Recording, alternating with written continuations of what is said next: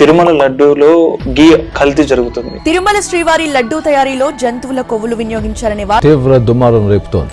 నీకు ఎంత శత్రువు అయినా సరే నీ దగ్గరికి వచ్చి లడ్డూ వేయగానే నువ్వు ఇలా చేపట్టి తీసుకుని కలగద్దురం పడుతుంది. అంత సీక్రెట్నెస్ ఉన్న లడ్డూ మీద అన్ఫోర్సీన్ ఇన్సిడెంట్ జరిగినప్పుడు మనం చూడాల్సింది what is the permanent solution that this kind of an allegation will never come in future. Tirumala Tirupati Devasthanam కింద పూర్ రన్ అవుతుంది. ఎస్వి బోర్డు కింద you have hospitals. Why can't SV board have a milk product process unit? ఈ ఆలోచన ఎందుకు చేయదు? మీకు selling point వేరే ఏంటి? మీరు why you have to get it from Karnataka or some other place. మీకు కావాల్సిన గీ మీరు ఎందుకు ప్రొడ్యూస్ చేసుకోలేరు? ఈ రకంగా ఎందుకు చేయలేదంటే ఒక స్వామికి 3 కోట్ల రూపాయల నుంచి 4 కోట్ల రూపాయలు డైలీ ఇన్కమ్ ఉన్న దేవస్థానము ఇలాంటి ఇన్ఫ్రాస్ట్రక్చర్ ని ప్లేస్ చేస్తే this becomes a role model for many of the.